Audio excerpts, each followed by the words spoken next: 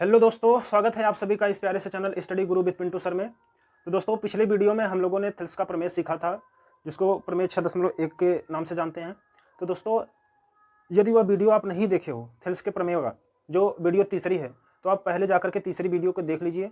क्योंकि अगर वो प्रमेय नहीं समझे रहोगे और वो प्रमेय आपको नहीं आता रहेगा तो ये प्रमेय भी समझ में नहीं आएगा।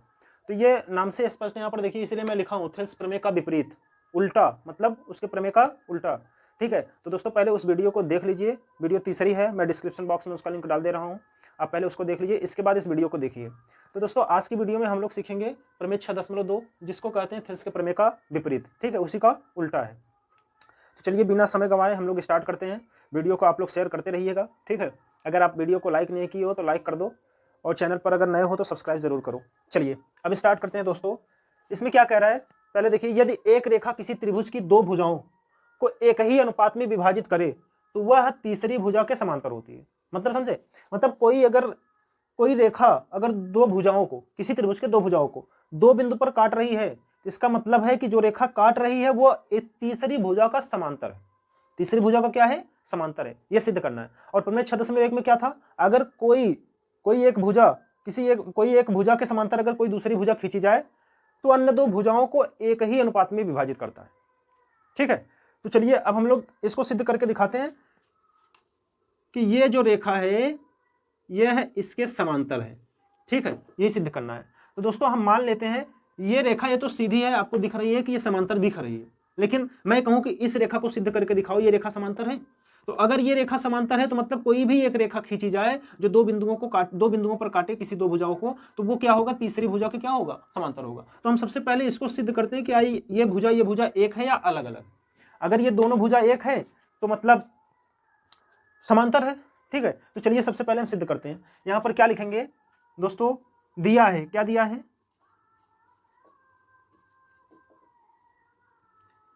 दिया है DE समांतर BC। ठीक है, DE है समांतर किसके? BC के। इसको मान लेते हैं इक्वेशन फर्स्ट। ठीक है, DE समांतर है BC के। अब यहां पर हम मान लेते हैं यदि संभव है तो, यदि संभव है, मान लेते हैं यहां पर यदि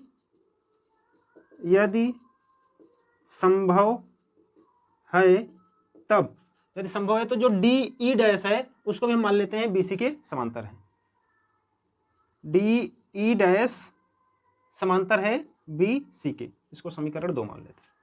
ठीक है दोस्तों, अब यहां पर देखिए क्या दिया है, चूंकि DE, या ऐसे लिखो, यदि DE समांतर है BC के, ठीक है, समांतर है BC के, तो थेल्स के प्रमेय से, अर्थात प्रमेय 6.1 से, यहां पर लिखेंगे प्रमेय 6.1 या थेल्स के प्रमेय से। ठीक, प्रमेय 6.1 के अनुसार ये लिखना, या थेल्स के प्रमेय से। तो मैं यहां पर लिख दे रहा हूं प्रमेय 6.1 के अनुसार, एक के अनुसार अगर DE समांतर BC के है, DE समांतर BC के है, तो थेल्स का प्रमेय क्या कहता है? यदि कोई एक भुजा दूसरी भुजा के समांतर है तो अन्य दो भुजाओं का अनुपात क्या होता है? बराबर होता है। मतलब AD बटे DB और AE बटे EC। ठीक है, तो यहां पर हो जाएगा AD बटे DB और बराबर किसके? AE बटे EC, AE बटे EC। ये हो गया समीकरण A, मान लेते हैं इसको समीकरण A। ठीक है, यदि दोस्तों यदि ये DE डैश समांतर है BC के, ठीक है, तो प्रमेय 6.1 के अनुसार, प्रमेय 6.1 के अनुसार क्या होगा? यहां पर देख लीजिए, प्रमेय 6.1 के अनुसार ये DE डैश BC के समांतर हमने माना है। यहां पर क्या है? माना है। ठीक है, ये माना है। चलो अब यहां पर क्या लिखेंगे? AD बटे DB, AD बटे DB, इधर क्या हो जाएगा? AE डैश बटे E dash C, AE dash बटे E डैश C, इसको हम मान लेते हैं समीकरण B। ठीक है, अब यहां पर समीकरण A और समीकरण B को देखो, AD बटे DB बराबर AE बटे EC, यहां पर AD बटे DB बराबर AE डैश बटे E डैश C। तो लेफ्ट हैंड साइड इसका देखो, लेफ्ट हैंड साइड इसका, दोनों का लेफ्ट हैंड साइड बराबर है ना। तो यहां पर लिखते हैं समीकरण 1 व 2 से। ठीक है, तो क्या हो जाएगा? ए ई बटे ई सी, इधर क्या हो जाएगा ए ई डैश बटे ई डैश सी। ठीक है, अब यहाँ पर हम लिखेंगे दोनों तरफ एक जोड़ने पर। ठीक, अब एक यहाँ पर जोड़ो, 1 प्लस ए ई बटे ई सी बराबर 1 प्लस ए ई डैश बटे ई डैश सी। अब इसका तिर्यक गुणा होगा तो हो जाएगा ई सी प्लस ए ई और बटे में ई सी, इधर ई डैश सी प्लस ए ई डैश और बटे में ई डैश सी। ठीक है, अब दोस्तों यहाँ पर थोड़ा सा ध्यान दीजिए चित्र में, ए है ई सी प्लस ए ई सी प्लस ए ई, बोले तो ये देखो ई सी यहाँ तक और ए ई यहाँ तक, तो ये दोनों ए सी के बराबर है कि नहीं। ई सी प्लस ए ई का स्थान पर क्या लिख सकते हैं, ए सी बटे ई सी बराबर ई डैश सी और ए ई डैश, ए भी किसके बराबर है, ए सी के बराबर है, बटे में ई डैश सी। ए सी से ए सी कैंसिल, यहाँ पर क्या मिला, ई सी बराबर ई डैश सी मिला, इसको मान लेते हैं समीकरण सी। इसके बाद दोस्तों ये बताइए, यह तभी संभव है, यहाँ पर लिख लेना, यह तभी संभव है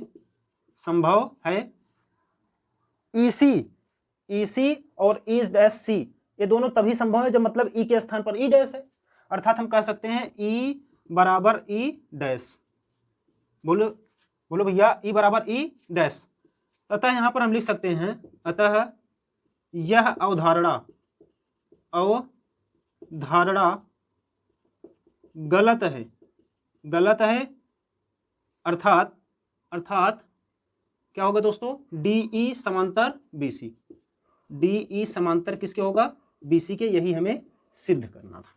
मतलब हमने एक तिरछी लाइन भी लिया, इसके बावजूद भी उसका कोई मतलब नहीं निकला। मतलब ये भी अगर कहा जाए डीई डैश बीसी के समांतर है तो भी क्या है।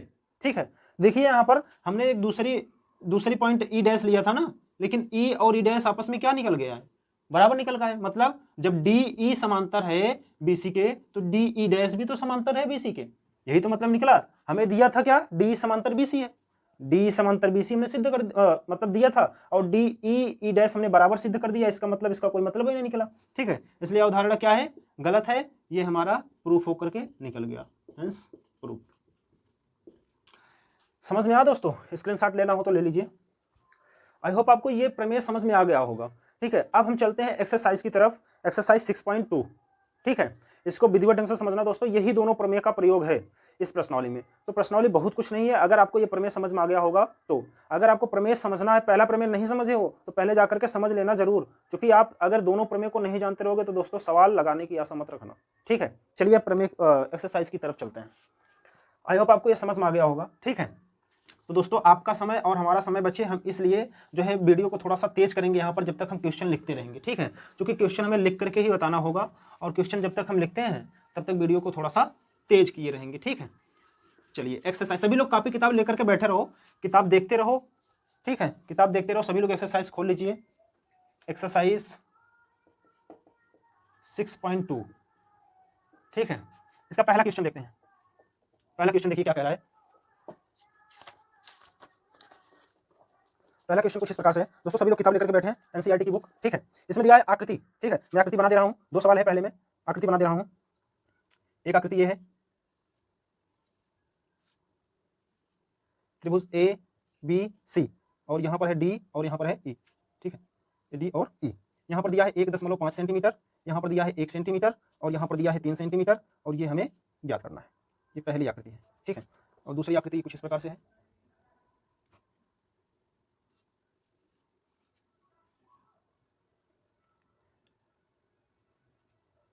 ये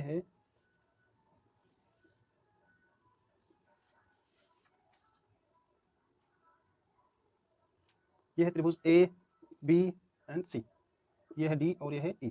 इसमें दिया है 1.8 सेंटीमीटर, और इसमें दिया है 5.4 सेंटीमीटर।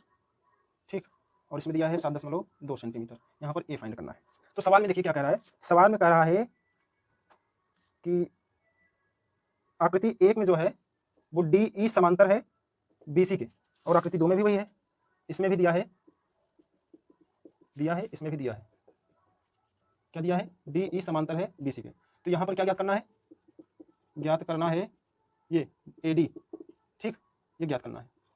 और यहाँ पर क्या ज्ञात करना है, यहाँ पर ज्ञात करना है ई सी, ठीक है दोस्तों। चलिए अब समझिए, यहाँ पर देखिए दोनों त्रिभुज हैं, त्रिभुज में ए एक भुजा दूसरे भुजा के समांतर है, ठीक है। तो प्रमेय 6.1 सभी लोग जान रहे हैं। यहाँ पर लिखेंगे क्या सॉल्यूशन में, यदि डी ई समांतर है बी सी के तो प्रमेय 6.1 के अनुसार, प्रमेय 6.1 के अनुसार जिस तरह से हम लिख रहे हैं दोस्तों, इस तरह से आपको भी लिखना होगा बोर्ड एग्जाम में। चलिए, तो जब ये समांतर है तो बोले तो ए डी बटे डी बी, ए डी बटे डी बी, और यहाँ पर क्या हो जाएगा, ए ई बटे ई सी, ई सी। अब यहाँ पर वैल्यू पुटअप कर देते हैं। ए डी की वैल्यू क्या है 1.5 और डी बी की वैल्यू क्या है 3 और ए ई की वैल्यू क्या है 1 और ई सी की वैल्यू हमें ज्ञात करना है। तो यहाँ पर देखो दोस्तों, अगर देखोगे तो ये आधा है, सॉरी 1.5 है और ये 3 है, 1.5 दूना 3, 2 1 कम 2, तो ई सी का मान क्या निकल कर आएगा 2 सेंटीमीटर, ये इसका आंसर हो जाएगा, ठीक है। चलिए अब इसमें देखिए ज्ञात करना है ए डी, तो यहाँ पर भी लगाएंगे यदि डी ई समांतर है बी सी के, डी ई समांतर है बी सी के, तो प्रमेय 6.1 के अनुसार, 1 के अनुसार क्या होगा, ए डी बटे डी बी, ए डी बटे डी बी बराबर क्या होगा, ए ई बटे ई सी, ए ई बटे ई सी। अब वैल्यू पुटअप करो, यहाँ पर ए डी की वैल्यू ज्ञात करना है और डी बी की वैल्यू 7.2 बराबर ए ई की वैल्यू क्या है 1.8 और ई सी की वैल्यू क्या है 5.4, ठीक है। तो अब यहाँ पर देखिए, यहाँ से दशमलव कटा, 18 तिरिक 54, 1/3 आया, यहाँ पर क्या आया 1/3। अब ये इधर जाएगा, अर्थात ए डी बराबर क्या होगा 7.2 और 3, कैलकुलेशन तो सबको आ रहा होगा, ठीक है। अब यहाँ पर देखिए, इसको काटिए, ए डी बराबर इस दशमलव को हटाइए, यहाँ पर 0 बढ़ा दीजिए, ठीक है, या दशमलव को रहने दीजिए। अब यहाँ पर काटिए, क्या मिलेगा, दशमलव को रहने दीजिए, ऐसे ही काटिए, ठीक है, ऐसे ही काटिए। तो ये होगा 3 से काट देते हैं, 3 से काटते हैं तो क्या होगा, 3 दूना 6, 3 चौक 12, 3 धम्मा 30, ठीक है। अब भी ये कटेगा, अब क्या काटना है, ये 0 है, यहाँ पर दशमलव हो जाएगा 2.4, तो ये आ गया 2.4 सेंटीमीटर, ठीक है। ये इसका आंसर आ गया। आई होप आपको समझ में आ गया होगा दोस्तों। अगर आप प्रमेय समझे हो तो सवाल में कुछ नहीं है, ठीक है, बहुत ही सिंपल सवाल था, कुछ है नहीं। अब चलते हैं नेक्स्ट क्वेश्चन की तरफ।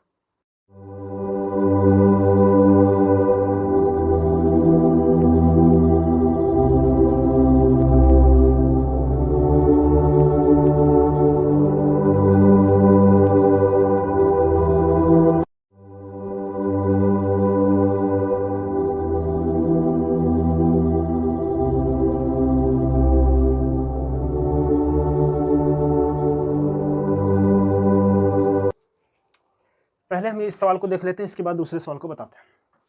देखिए क्या रहा है, त्रिभुज पी क्यू आर की भुजाओं पी क्यू और पी आर पर क्रमशः, पी क्यू और पी आर पर, तो हम एक त्रिभुज बनाते हैं, ये मान लेते हैं त्रिभुज है पी क्यू आर। अब कह रहा है पी क्यू और पी आर पर, पी क्यू और पी आर पर क्रमशः बिंदु ई और एफ है, ई और एफ, ये हो गया, ई और एफ स्थित है।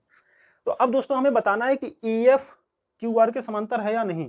यहाँ पर सब वैल्यू दिए हुए हैं, अगर अनुपात हमारा समान आ जाता है तब तो ये समांतर हैं, और अनुपात अगर समान नहीं आता है तो समांतर नहीं होंगे। चलिए जो वैल्यू दिया है पहले पुटअप कर लेते हैं। पी ई की वैल्यू कितना है 3.9 सेंटीमीटर, और ई क्यू की वैल्यू कितनी है 3 सेंटीमीटर। पी एफ की वैल्यू कितनी है 3.6 सेंटीमीटर, और एफ आर की वैल्यू कितना है 2.4 सेंटीमीटर। तो दोस्तों हमें सिद्ध क्या करना है, सिद्ध नहीं करना है, हमें बताना है कि क्या ई एफ के समांतर है क्यू आर, और ई एफ के समांतर क्यू आर कब होगा, जब इन दोनों का अनुपात क्या होगा, आपस में बराबर होगा। तो यहाँ पर लिखेंगे यदि ई एफ समांतर है क्यू आर के तो प्रमेय 6.1 से, ठीक है, क्या होगा, पी ई बटे ई क्यू बराबर पी एफ बटे एफ आर। तो वैल्यू पुटअप करते हैं। पी ई की वैल्यू कितनी है 3.9, ई क्यू की वैल्यू 3, पी एफ की वैल्यू 3.6 और एफ आर की वैल्यू 2.4। देखिए दोस्तों, यहाँ पर काटेंगे तो मिलेगा 13 3 39, 1.3 और यहाँ पर काटिए 12 3 36, 12 दूना 24। ये लगभग 1.3 है और ये क्या है 1.5 है ना। तो क्या ये आपस में बराबर हैं? नहीं ना, 1.3 1.5 आया हुआ है, आपस में बराबर नहीं है। यहाँ पर लिख लेना अतः पी ई बटे E Q is not equal to P F बटे एफ आर। इसलिए ई एफ समांतर नहीं है किसके, ऐसे लिख लो, ई एफ क्यू आर के समांतर नहीं है, क्यू आर के समांतर नहीं है। ये हो गया इसका आंसर। समझ में आया दोस्तों? अगर इसका अनुपात बराबर होता तब तो ये समांतर होता, क्योंकि प्रमेय 6 क्या कहता है, अगर कोई भुजा समांतर है एक दूसरे के तो उनके अनुपात क्या होते हैं, बराबर होता है। ठीक है, चलिए अब हम नेक्स्ट क्वेश्चन की तरफ चलते हैं। सब चीज यही रहेगा, केवल मान बदल जाएगा बस। सवाल नंबर 2, इसी का दूसरा सवाल क्या दिया हुआ है,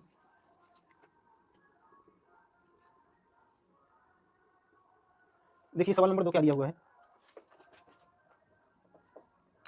पी ई की वैल्यू दिया है 4 सेंटीमीटर और क्यू ई की वैल्यू दिया है 4.5 सेंटीमीटर और पी एफ की वैल्यू दिया है 8 सेंटीमीटर और आर एफ की वैल्यू दिया है 9 सेंटीमीटर। देखिए P E 4 centimetre, Q E 4.5 centimetre, P F 8 centimetre और आर एफ 9 सेंटीमीटर। अब यहाँ पर देखेंगे सॉल्यूशन में, यदि ई एफ समांतर है क्यू आर के तो क्या होगा, पी ई अपान में ई क्यू बराबर पी एफ अपान में एफ आर। तो पी ई की वैल्यू 4, ई क्यू की वैल्यू या क्यू ई की वैल्यू 4.5 बराबर पी एफ की वैल्यू 8 और एफ आर या आर एफ की वैल्यू 9। ठीक है, तो अब यहाँ पर देखिए क्या एक दूसरे के बराबर हैं। अब यहाँ पर अगर काटेंगे तो दशमलव हटाएंगे ऊपर 0। ठीक है, तो ये हो जाएगा 5 8 40, 5 9 45 और 8/9। देखिए दोस्तों, यहाँ पर लेफ्ट हैंड साइड और राइट हैंड साइड बराबर है नहीं है, तो यहाँ पर लिखेंगे अतः पी ई बटे ई क्यू बराबर पी एफ बटे एफ आर है। तो प्रमेय 6.2 से क्या हो जाएगा, ई एफ समांतर हो जाएगा क्यू आर के। ठीक है दोस्तों, ये समांतर है, मतलब ई एफ समांतर है क्यू आर के। आई होप आपको ये समझ में आ गया होगा दूसरा क्वेश्चन। अब चलिए तीसरे क्वेश्चन की तरफ चलते हैं। इसी के तीसरे सवाल में देखिए क्या कहा है।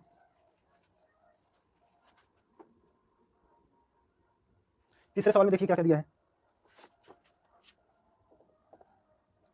पी क्यू बराबर दिया है 1.28 सेंटीमीटर और पी आर बराबर दिया है 2.56 सेंटीमीटर और पी ई बराबर दिया है 0.18 सेंटीमीटर और पी एफ बराबर दिया है 0.36 सेंटीमीटर।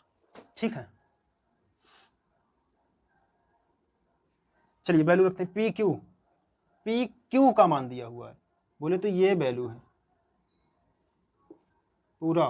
पी क्यू का मान कितना है 1.28। ठीक है, पी आर की वैल्यू है 2.56, यहाँ से यहाँ तक पी आर, ये है पी आर 2.56 और पी दिया है 0.18 और पी एफ 0.36, पी एफ 0.36। अच्छा, यहाँ तक पूरा वैल्यू ये दिया है ना, ये अगर 0.18 है तो ये कितना होगा 1.10, 0.28 में से हम 1.28 में से 0.18 को निकाल देंगे तो क्या मिलेगा, 8 में से 8 गए 0, 2 में से 1 गए 1 और 1 में से 0 गए 1। ये वैल्यू आ जाएगी क्यू ई की। इसके बाद ये जब 36 है तो इसमें से निकालेंगे तो 0 और 5 में से 3 गए 2.2, ये आ जाएगा 2.20। ठीक है, सारे वैल्यू पता हो गए। अब हम लोग देखते हैं, यदि ई एफ समांतर है किसके, क्यू आर के, तो क्या हो जाएगा दोस्तों, यहाँ पर पी ई बटे ई क्यू बराबर पी एफ बटे एफ आर। तो पी ई की वैल्यू क्या है 0.18 और ई क्यू क्या है 1.10 बराबर पी एफ क्या है 0.36 और एफ आर है 2.20। यहाँ से 10 नोटा, ये 10 नोटा, ये 10 नोटा, ये 10 नोटा, ठीक है। तो ये काटते हैं, 2 9 18 और 55 आएगा। इसको काटते हैं 4 9 36 और 4 5 20, 4 5 20। देखिए इक्वल आया ना, 9/55 इधर भी, 9/55 इधर भी। मतलब यहाँ पर लिख सकते हैं अतः पी एफ बटे ई क्यू बराबर यहाँ पर पी एफ कहाँ से आ गया, पी ई। तो पी एफ बटे एफ आर बराबर है प्रमेय 6.2 के अनुसार ई एफ क्या हो जाएगा क्यू आर के समांतर। ठीक है दोस्तों, आई होप आपको समझ में आ गया दोस्तों। अब ऐसे ही सारे सवाल हैं, आप एक बार प्रैक्टिस करिएगा, नहीं तो हम अब नेक्स्ट वीडियो में इसके आगे बताएंगे, क्योंकि वीडियो बहुत लंबी हो रही है दोस्तों। अब हम मिलते हैं नेक्स्ट वीडियो में, तब तक आप लोग पढ़ते रहें, मस्त रहें और सवाल को लगाते रहें। एक बार प्रमेय को रिवीजन जरूर करके लगाएं, ठीक है। अगर आपको प्रमेय आता रहेगा तो सवाल भी आता रहेगा। तो चलिए दोस्तों, अब मिलते हैं नेक्स्ट वीडियो में। अगर आप चैनल को अभी तक सब्सक्राइब नहीं किया हो तो प्लीज़ सब्सक्राइब कर लो, और अगर वीडियो को लाइक नहीं किया तो लाइक कर दो और अपने दोस्तों के पास जरूर पहुँचाओ, ठीक है दोस्तों। ठीक है, अब मिलते हैं नेक्स्ट वीडियो में, तब तक के लिए जय हिंद, जय भारत।